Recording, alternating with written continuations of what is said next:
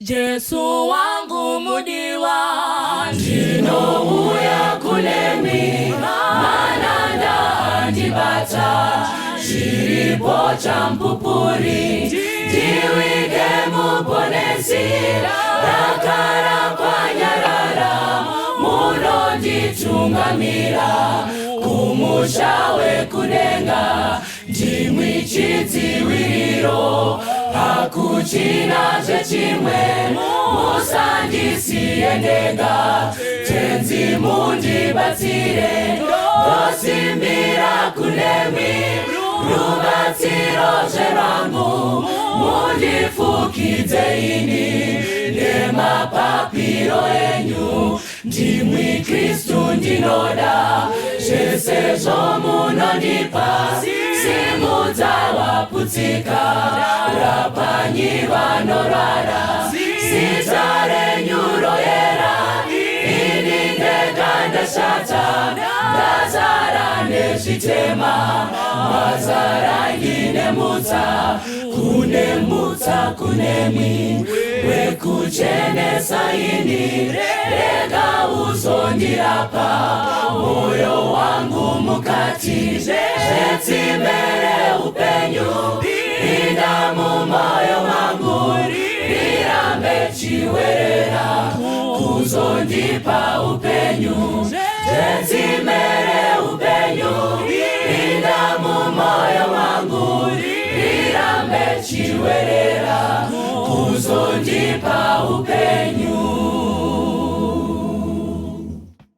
Babangizi leta guwe ungumsizi wena, bangizi sitanga guwe inga yanga pina, namhlanje ngiyakolwa uJesu ngifele, wachitha igazi lakhe ukungikhulula, ngiyakholwa ndodaneni engipha amandlayo, konke ukweswela kwami kugcwaliswa yiyo, ngalisiwa ukholwa kwami, ivusa amehlo, mangamukeli isipho sami, ngiphiliswe ngaso, namhlanje nami ngiyakholwa uJesu ngifele, wachitha igazi lakhe ukungikhulula, namhlanje nami ngiyakholwa uJesu ngifele, wachitha igazi lakhe ukungikhulula. Munokwaziswa vanhu vaMwari munzvimbo dzakasiyana siyana. Panguva ino regai titaure kubva mukati meshoko raMwari. Rega ndikurangaridze mudikanwa, poga poga panoverengwa shoko raMwari, zviri kuitigwa iwe kuti uve zviri nani, ubve pane kumwe kutenda uchienda pane kumwe kutenda. Saka shoko raMwari rakakunakira. It's for you to get better each time inoverengwa shoko raMwari. Mukati mezuva ranhasi tiri kuda kudzidza pamusoro perudo rwaMwari. Rudo rwaMwari. Kana muchiteerera muimbi zvakanaka, achiimba pastanza number 2 hymn 188 anotaura pamusoro perudo rwaMwari otiye, oh the height of Jesus' love, higher than the heavens above, deeper than the deepest sea, lasting as eternity. Love, thou found me wondrous thought, found me when I sought him not. Zvanzi rudo urwu rwaMwari rwakandiwana, iye Mwari wacho ndisinei naye, ndisingamutsvaki, asi rudo rwakandinonga ndiri mumatope, rukandivhomora, rukandimisa padombo, dombo racho rinonzi Jesu. Saka mukati penguva dzino tiri kuda kudzidza nerudo rwaMwari kwatiri. Rudo rwaMwari kwatiri. Regai timboverenga kubva mubhuku ravaroma. Bhuku ravaroma chapter 8 totanga pa verse 6, verse 8 na verse 10. Tinzwe kuti muapostola Paul anoti kudii pamusoro perudo rwaMwari. Varoma chapter 5 verse 6, verse 8 na 10. Nokuti tichiri pakushayiwa simba, Kristu panguva yakafanira wakafira vasingadi Mwari. Haleluya, sangano ra Mwari. Panguva yakafanira, Kristu panguva yakafanira wakafira vasingadi ani? Vasingadi Mwari. Vavengi vake ndo vaakafira. Unoziva munhu achisikwa, wakasikwa aine ruvengo maari, ruvengo gwekuvenga chakaipa. Asi nemhaka yaSatani, ruvengo gwaiva nomunhu gwekuvenga chakaipa gwakabva gwapandukira Mwari. Ruvengo igogo gwatanga kuvenga Mwari.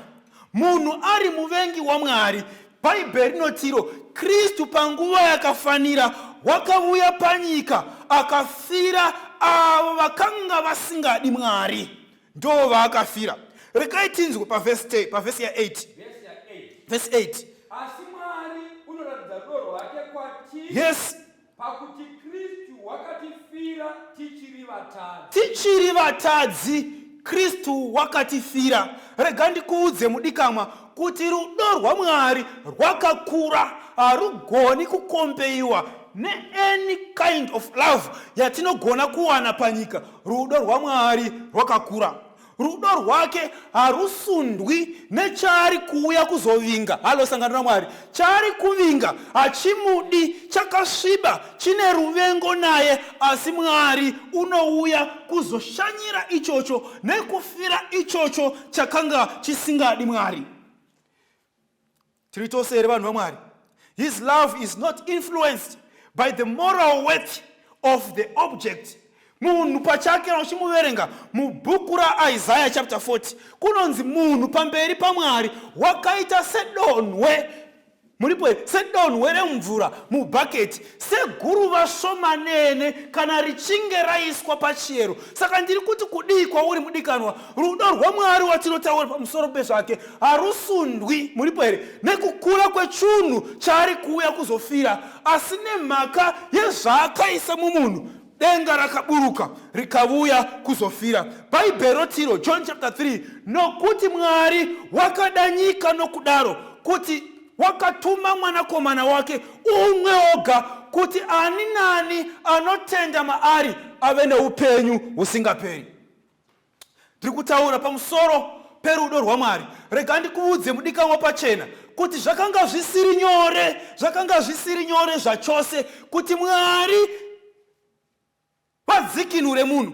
It was not easy even with God to redeem men. Nokuti wakapa mwanakomana wake umwe oga kuti ani nani anotenda maari kana achinge afa arege kufa, asi ave neupenyu husingaperi. Ave neupenyu husingaperi. Rudo rwaMwari rwakakura. Rudo rwaMwari watinotaura pamusoro pezvake rwasiyana nerudo rwavanhu, nekuti rudo rwavanhu rudo runowanikwa pakati pevanhu. Unzwa kana munhu achikuda, achikuitira chaanokuitira, unotsvaka vokuti umwe musi ugomurangariravo. Muripo here amadzodikamwa. asi rudo rwaMwari rwakasiyana nerudo rwavanhu. Man's love is self-love, runosundwa nechindini, asi rudo rwaMwari rwakasiyana nerudo rwavanhu. Harugoni kuenzaniswa nerudo runowanikwa pakati pevanhu. Saka Mwari achitsvaka, unotsvaka the unworthy, ichocho chisina maturo, chakarashwa, ndo chaanotsvaka. Ichocho chisingadikiki, ndo Mwari chaari kutsvaka. Ichocho chisingatsvakwi navazhinji, ndo Mwari chaakavinga kuzotsvaka. Kana uchiverenga bhuku raJohn, rototi iro wakavinga, wakavuya kuzotsvaka chakarashika. Yopiwa mimifananidzo sekoini rakanga rakarashika mumba richitsvagwa risingawanikwi, asi iroro imwe mari zhinji iripo. Rudo rwaMwari runotsvaka ichocho chimwe chisina maturo, ndo charinotsvaka kuti richiwane. Kunopiwa mufananidzo wemakwai 100, konzi kwakarashika rimwe, mufudzi wamakwai ndokusiya 99 ndokundotsvaka rimwe rakanga rakarashika. Rega ndikuudze hama mudikama, ndo zvakaita rudo rwaMwari. Runosiya zvimwe zvose chero zvinokosha, rwofokasa pane icho charashika kuti ruchiwane, ruchidzose mudanga mune mamwe makwai mazhinji. Ndo rudo rwaMwari. Ndo rudo rwaMwari. Runopiwa pamusoro tinopiwa mufananidzo wemwanakomana wakanga akarashika. Kunonzi warashika abva aenda kunyika iri kure. Ariko kunyika iri kure, zvanzi baba vakasara vakaringira nzira kuti rimweni zuva mwanakomana wangu wakarashika uchadzoka kupfungwa dzake. Akafunga kumusha akadzoka. Saka baba mwana arashika ari kunyika iri kure, vakangogara vakarindira nzira kuti rimweni zuva mwana wangu uchadzoka. Ndo zviri rudo rwaMwari vadikama. Rudo rwaMwari rwakakura, rwakadzika senyanza, rwakakura kusvika kudenga uko, rwakapamhama zvemhando yepamusoro. Hakuna anogona kugunganidza rudo rwaMwari kukuru. Imweni nguva kunyika yeEngland kunonzi Queen vakafamba muzvipatara vachiona vanhu vakanga vaine smallpox, vanhu vakanga vaine chigwere ichi. Queen vachifamba muzvipatara vachivavaona, zvanzi nemhaka yechiitiko chakaitwa naQueen, nyika yose yakazara neruzha vachikuza Queen nezvaakanga akaita. Rega ndikurangaridze hama mudikama mukati memasikati ano, rimweni gore kumashure uko, the King of Kings, mambo wamadzimambo nashe wamadzishe, akanga ari Mwari pachake, wakasiya umambo wokudenga akavhizita panyika kuzoshanyira icho chakanga chakarashika. Mbiri kuna Mwari, mbiri kuna Jesu hama dzinodikamwa, nezvikuru zvaakaita. Wakasiya zvose akauya panyika kuzofira icho chakanga charashika. Saka Queen of England nekushanya kwake achiona vakanga vaine smallpox, hatigoni kuzvienzanisa nerudo rwaKristu. Ndo saka tichifanira kuimbira mbiri kuna tenzi, nokuti wakaita zvikuru zvinopfuura nokunaka. Varoma chapter 5 verse 10. Varoma chapter 5 verse 10. Nokuti zvatakayananiswa naMwari nokufa kwomwanakomana wake tichiri vavengi vake, Yes. zvikuru tichaponeswa kana tayananiswa noupenyu hwake. Rega ndikuudze mudikama, rungori rudo rwaKristu runogona kudzika nyasi kwauri. Vamwe vangakuda asi vanogona kusasvika pamalevels ako, asi rudo rwaKristu runodzika kusvikira palevel yomutadzi. Ndo saka Bhaibheri chibudisa pachena kuti achiuya panyika wakatora the framework yomutadzi akapinda muchimiro chemunhu. Ndo zviri Kristu. Anodzira kusvikira palevel rako, anodzira kusvikira palevel reumwe neumwe akanditerera panguva dzino ndichitaura. Rudo rwaMwari runodzira kusvikira pamalevels ose. vanofunga kuti vari pamalevels akakwirira varipo, asi rudo rwaKristu rwakauya kunyasi-nyasi. Ndosaka Bhaibheri richibudisa pachena kuti Jesu achizvarwa haana kuzvagwa muzvipatara zvakakwirira, haana kuzvagwa even mudzimba dzepamusoro-soro. Wakazvarigwa muchidyiro chemhuka kuti asvikire level rako. This is the love of God. Rudo rwaMwari wakabva kwakakwirira. Uchiverenga Philip chapter 2 verse 5, he was equal with God. Akanga akainzana naMwari, asi haana kuti kuva neumwari achiite chinhu chokubatisisa. Wakasiya zvose akauya to your level. Akauya to your level. Ndosaka zvachiuya panyika haana kuzvarigwa mudzimba dzevaprista. Muripo here mazodikama. Haana kuzvarigwa mudzimba dzevaprista kana dzevaFarisi. Wakandozvarigwa muimba yeurombo. Akashaya hanzi vasvika kuBhethlehema kuya, vaenda kumutambo wePaseka. Kunonzi dzimba dzose dzakanga dzazara. Maria naJosefa vakashayiwa pekupinda. Muripo here mazodikama. Vakashayiwa pekupinda. Vashayiwa pekupinda ndo pavakaenda kuchidyiro chemhuka. Ikokoko ndo kwaiva nenzvimbo yake. Zvakaitigwei kuti unzwisise hama mudikama kuti chero palevel rako Jesu anokuwana uripo. Jesu anokuwana uripo. Regai timboirava mufundisi. Luke chapter 2. Luke chapter 2. Luke chapter 2 verse 11. Luke chapter 2 verse 11. Nokuti nhasi tazvarirwa muguta raDhavhidhi. Yes. Ndiye Jesu. Ndiye Jesu Kristu. Yes. Ichi ndicho chiratidzo kwamuri.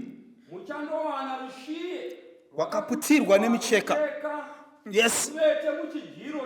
Verse 13. Verse number 13. Ipapo kamwe kwakavapo pamwe chete nomutumwa navazhinji vehondo vekudenga vachirumbidza Mwari vachiti, nyaya yandinofarira vadikamwa parunyaya ugu. Even announcement yekuzvagwa kwaJesu kunonzi yakasvikira kuvafudzi veBhethlehema. Vafudzi veBhethlehema vakanga vari musango vachifudza makwai. Kana uchidzidza nevafudzi veBhethlehema kunonzi vakanga vari palevel repasi. Vakanga vasiri vanhu vakuru, vakanga vari nelevel yepanyasi-nyasi. Vakanga vasingatendegwi kusvika pakugara pamatafura avanhu vakuru. Vakanga vasingainvhaitiwi mudzimba dzevanhu vakuru. Asi poda kutaugwa nezvekuzvagwa kwaJesu, announcement yacho yakatangira kuvanhu vapasi. Dzimweni nguva ukafunga kuti uri munhu wapasi, ukafunga kuti Mwari haana hanya newe mudikama. Mwari une hanya newe. Mwari une hanya newe. Regai tifambe. Kune murume ainziye Kazainaki. Kazainaki kune imwe nyika. Kunonzi Kazainaki was the chief of robbers. Yakanga iri mhondi yepamusoro-soro. Waipaza mabhengi, hapana paakanga asingapindi. Waivuraya zvemhando yepamusoro, asina tsitsi. Hanzi rimweni zuva achifamba hake, wakasangana neumwe muchinda, a missionary man, akanga achitranslata the book of John, achiruisa kururimi, the local language yemunzvimbo iyoyo. Saka hanzi language yacho kavanotaura pamusoro pezvazvo yaingova madoti-doti. Zvasiyana nemalanguages edu ekuti unombanyora kuti zvakazarugwa kana kuti revelation. Kana uchida kunyora pakati revelation zvaingova zvidoti-doti. Saka hanzi Kazainaki achiona this missionary achitranslate the book of John to the local language, anotiye, what are you doing? Zvii zvauri kuita naiwe? Zvikanzi the missionary anobva atiye, anomutsanangurira kuti ndiri kutranslate the book of John ndichiriisa kururimi to the local language. Zvikanzi naiye, zviko zviri mubhuku raJohn. Zvikanzi the missionary anotanga kutsanangura zvakanga zviri mubhuku raJohn. Anotanga kutaura zvematambudziko akanga ari pamusoro paKristu, zvose zvakawira Kristu, kurobwa kwaKristu nekufa kwaKristu pamuchinjikwa. Anotanga kutsanangurira Kazainaki. Zvanzi Kazainaki anobva abvunza kuti chiiko chakaitwa nemurume uyu to deserve this. Muripo ramazodikamwa. What has this man done to deserve this? Has he robbed anyone? And the missionary responded, yeah, no, he has not robbed anyone. Yes, he murdered anyone. The missionary responded, no, he had not murdered anyone. What has he done? Zvikazina missionary. Kazainaki, he has robbed many. But this man had robbed nobody. Kazainaki had murdered many. Kazainaki had murdered his wife. He had murdered his mother. He had murdered his child. But this man had murdered no one. Saka Kazainaki akabva ava interest zvakanyanya pamusoro pemurume akanga ari mubhuku raJohn. Kazainaki anobva ati kuna missionary, tell me more about this man. Tell me more about this man. Zvikanzi missionary anogara naye pasi, anotanga kumutsanangurira pamusoro paJesu unoponesa. Zvanzi Kazainaki achinzwa more about Jesus. His heart was softened. Moyo wake wakanyoroveswa nemhaka anzwa more about Jesus. Anzwa pamusoro perudo rwatenzi, pamusoro perudo rwaKristu. Hama dzinodikamwa tikaisvitsa rudo rwaKristu kuvanhu, chero vakaoma moyo, rudo rwaKristu runonyevenusa. Tiri kutaura pamusoro perudo rwaMwari, kuti rudo rwaMwari kana ruchinge rwasvitswa kuvanhu, moyo yose yatinofunga kuti yakaoma inonyevenuswa. Hapana panoti rudo rwaJesu ruchinge rwasvika konzi hapaiti, moyo yose inonyevenuswa. Kana uchidzidza varume vakanga vakatasana Paul vasangana nerudo rwatenzi ari munzira yekuenda kuDamascus. Zvinhu hazvina kuramba zvakadaro, hama dzinodikamwa. Moyo waPaul wakanga wakaoma wakanyevenuswa. Ndo zviri rudo rwaKristu. Ndo zviri rudo rwaKristu. Reka ndikuudze hama dzinodikamwa. Varoma chapter 8. Varoma chapter 8 verse 1 to 2. Varoma chapter 8 verse 1 to 2. Vachiiverenga zvikanzi mune imwe nyika makanga muine umwe munhu mukuru akanga aine pfuma yake, asi wakanga aine vashandi vakanga vachimubatira. Vashandi vakanga vachimubatira, umwe wavashandi wakaita zvikwereti. Aita zvikwereti. Zvanzi Ishe vachitsvaga ndokubva vaziva kuti paine umwe ane zvikwereti, ndokumudana pedo vakati, shamwari, chikwereti chinoda kuti chibhadharwe. Ukasachibhadhara pakupera kwegore, iwe neimba yako nevemhuri yako muchava nhapwa. Muchava nhapwa. Zvanzi pfungwa iyoyi yakaremedza murume uyu, ndokubva aremerwa zvikuru zvekuti ari pabasa mavoko ake akanga achingobvunda, haachabati basa namazvo. Ari pabasa maziso ake akanga akazara nemisodzi. Zvikanzi zvinhu zvava zvisina kumira zvakanaka. Zvikanzi nebasa zvekare rakadzokera kumashure. Muridzi wepurazi ndokuenda kuna steward. Zvikanzi, ko nei basa rangu risiri kufamba zvakanaka? Nei basa rangu risiri kufamba zvakanaka? Zvatanga richiprodusa mukati mevhiki, production yadzira nemhaka yei? Ndiri kuona kuti kambani iri kuita malosi. Chii chiri kuitika? Zvikanzi nasteward achipindura, zvikanzi pakati pevashandi apa pane umwe mushandi wakanga achishanda zvemhando yepamusorosoro, asi zvinhu zvose zvashanduka. Hameno kuti chii chakaitika. Kana achishanda mavoko ake anongobvunda, kana achishanda misodzi inenge yakangozara mumaziso. Zvikanzi ndaondoita tsvakurudzo uone kuti chii chaitika nemushandi iyeye. Steward anoita zvikanzi anoita tsvakurudzo. Achiita tsvakurudzo anoona kuti murume uyu wakanga akaremegwa nechikwereti chaakanga achifanira kubhadhara gore risati rapera. Waiziva kuti akasabhadhara chikwereti mhuri yake yose iri panjodzi. Zvikanzi steward anobva adzokera kumuridzi wepurazi ndokutsanangura zvikanzi mushandi uyu ndiye akanga ari mushandi mukuru panapa, asi dambudziko rake une chikwereti chinomuremera. Kana ari pabasa anenge achingofunga pamusoro pechikwereti, mavoko asina simba, maziso azere nemisodzi. Zvikanzi chienda undomuudza kuti chikwereti chake tachibvisa chabhadharwa. Rega ndikuudze hama dzinodikamwa, chikwereti chakabhadharwa. Jesu wakafa pamuchinjikwa nerudo rwatenzi, chikwereti chakabhadharwa. Hapachina chaita kuti urambe uchibvunja maoko, hapachina chaita kuti misodzi irambe iri mumaziso. Chikwereti chakabhadharwa. Jesus has paid it all. Jesus has paid it all. Romans chapter 8 verse 1 and 2. naizvozvo hakuchina kupiwa mhosva kune vari muna Kristu. Yes, amen. Hakuchina kupiwa mhosva kune vari muna Kristu Jesu. Chikwereti chakabhadharwa. Verse 2. Nokuti murayiro wemweya woupenyu muna Kristu Jesu wakandisunungura pamurayiro wezvivi. Hallelujah, sangamira Mwari. Hakuchina kupiwa mhosva kune vari muna Kristu Jesu, nekuti mhaka dzedu dzose dzakabhadharwa. Kana uine zvinokuremera hama dzinodikanwa, pamwe zvivi zvakuremera mukati meupenyu, uchifunga kuti hauchagoni kuregererwa, Jesu unoregerera mhando dzose dzezvitadzo. Zvikwereti zvakabhadharwa. Zvikwereti zvakabhadharwa. Umwe murume during the French Revolution akanga aine mwana akanga asungwa achifanira kuurawa. Achifanira kuurawa. Sentence, musi weexecution wasvika. Kunonzi baba nemhaka yerudo rwavakanga vainarwo kumwanakomana wavo, vanhu vachidamwa mazita. Kunonzi baba ava nemwana wavo vakanga vaine mazita akafanana. Muripo here madzodikamwa? Vakanga vaine mazita akafanana. Zvikanzi paidamwa mazita kuti vanhu vachiurawa, baba vakasimuka vakamira panzvimbo yemwana wavo. Kana kuchitaugwa pamusoro pemukomana uyu, kunonzi vanhu vakawanda vakanga vachimuda, vakanga vachimufarira zvikuru, but pavanhu vakawanda kwakanga kuine umwe waimuda zvikuru kupfuura vose. Regani kurangaridza mamudikamwa panguva dzino dzatiri kutaura.